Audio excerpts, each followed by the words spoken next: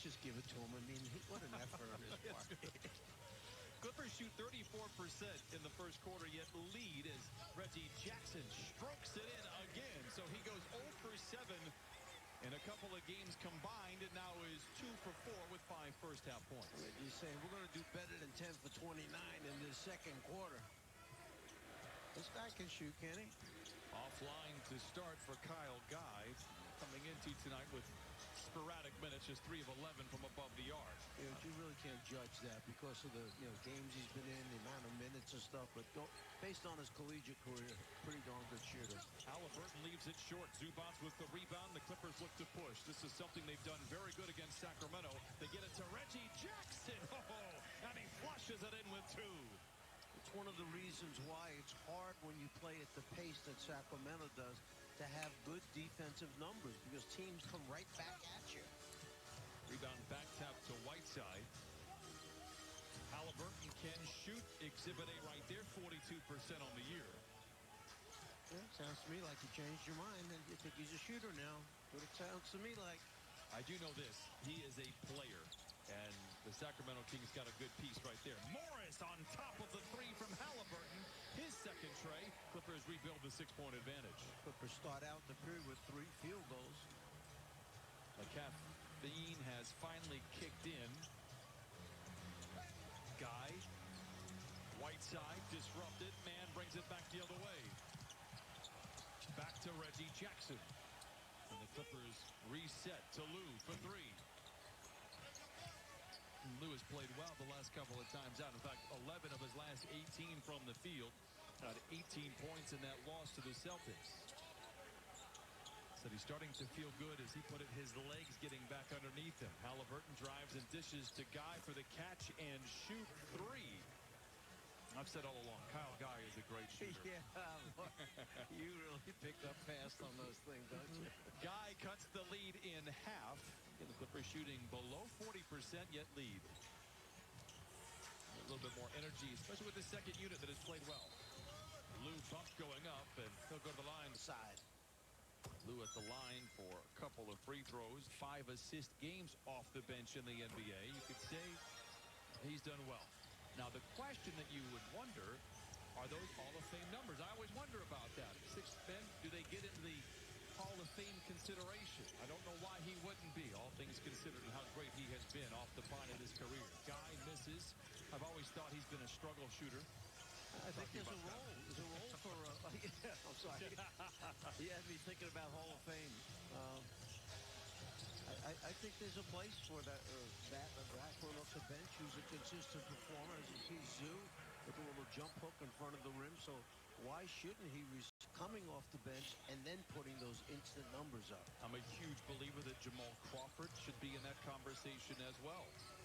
In fact, Jamal has started about a quarter of his games throughout his career. Lou hasn't done that much, but Jamal Crawford off the bench, the first to ever win 3 awards in a row. Lou Williams followed him. They both deserve consideration, in my opinion. Back and forth we go. Here is Lou, and he's cementing my Hall of Fame consideration after a nice bucket there. Joseph gets a screen from Whiteside. Whiteside loiters around the rim. A slumbering move, but he gets it to fall. Used that shoulder to move Zubac back a little bit and cleared some space. Nice attempt inside by Lou Williams. Better defense by Joseph. You see both of those guys, again, Clipper fans have been spoiled. But Lou, one thing, 2017, there were some dark days early on in that season. Clippers at one point had lost 9 in a row. But everyone talked about his scoring. It was his leadership that everyone raved about. And he's a big culture setter here for the Clippers, allowing players like Kawhi Leonard and Paul George to be interested. Terrence Mann playing.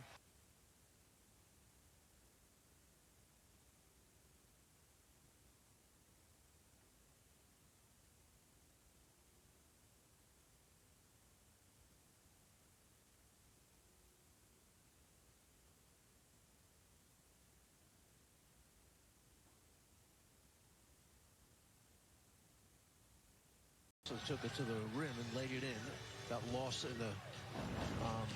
Let's take a look at this one right here.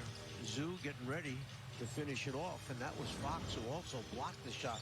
But going back to Paul George, they lose leadership, they lose scoring, they lose creating shots for other people, and they lose defense with Paul. 6. Marcus Morris Sr. with 8. Lou Williams 4 points, 3 assists, and 2 rebounds. So it's getting done by committee, which he creates stuff off the dribble that makes defenses go, how are we going to defend this guy?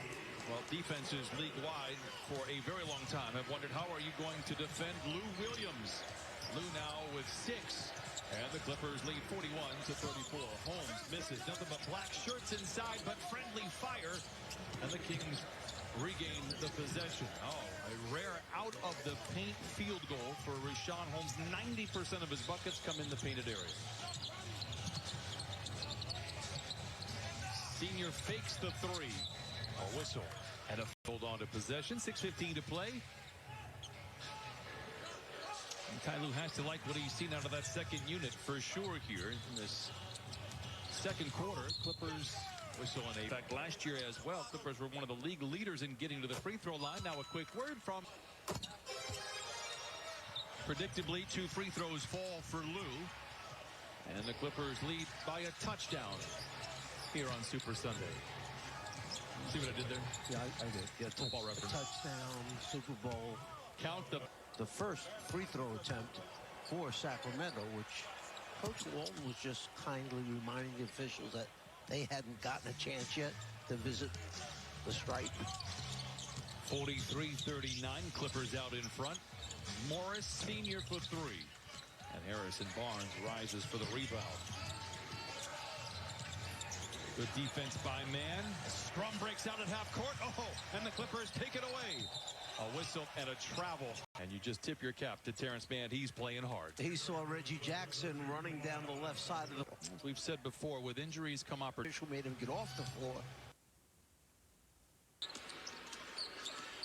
Risky pass inside the Holmes. Ultimately, it does wind up with the Clippers platoon back the other way.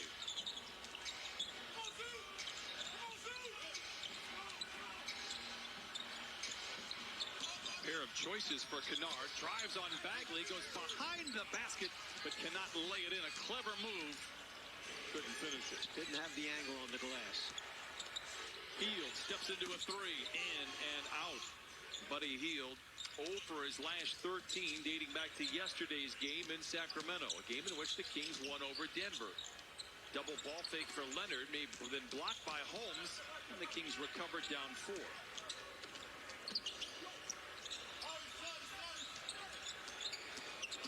Fox weaves his way into the paint. Well, he is good.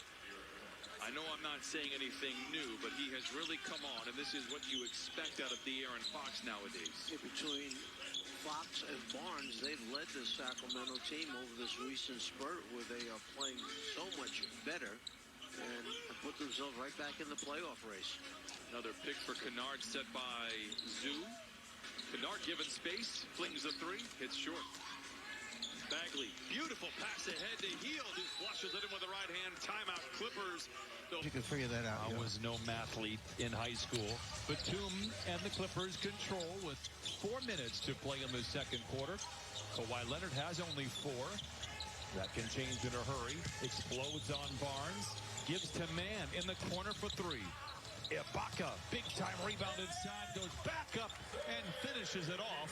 And the Clippers regain the lead by 2. And that's what you need, some good work around the rim, around the basket, get some second shot opportunities. Kawhi has yet to get to the free throw line. He shooting free throws tonight, so he's 2 of 6 from the floor, no free throw attempts. Clippers only have 6 free throws. There's only 7 total in the game.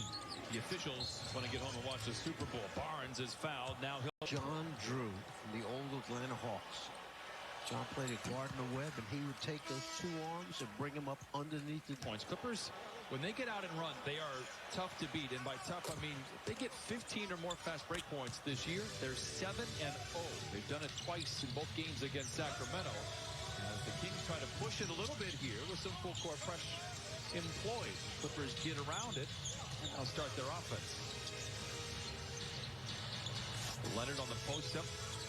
Squares up on Barnes. Mid-range jumper en route. And he throws down his calling card. And he cashes in on points 5 and 6. That pressure by Sacramento wound up taking a lot of time off the clock, so the Clippers really didn't enter the ball to Kawhi until there were 9 seconds left on the 24-second clock. Hield comes off the screen on the prowl, continues to struggle from distance, and then the ball. He is 7 of 34 from above the arc, and he's 0 for 5 today. Clippers need to keep it that way, although historically, Hield has, for one reason or another, struggled against the Clippers. Leonard, quick post up on Barnes, flirts with the defense. Another mid-range, a little further out, and a little short. 2.5 to play in the half. Clippers lead by 2.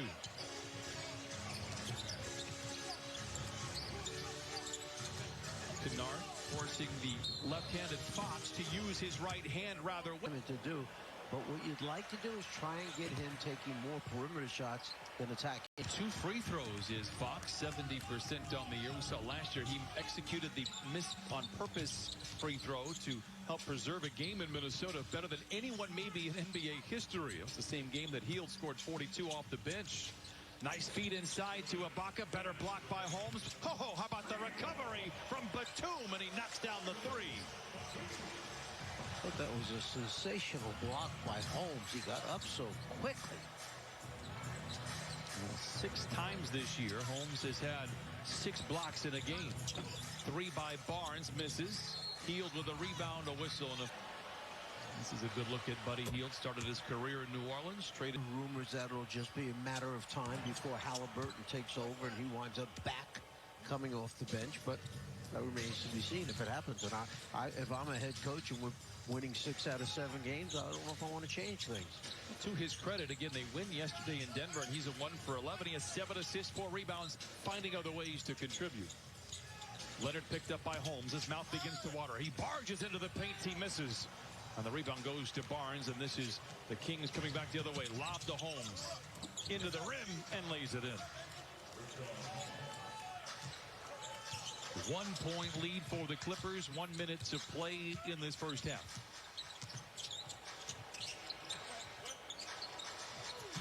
Kawhi being a lot more aggressive here in the second half of the second quarter. Misses. He's 3 for 10 so far today. Halliburton to Hield in the corner. Got the 3. And he looks back at his team and screams a sigh of relief as the Kings now lead by 2.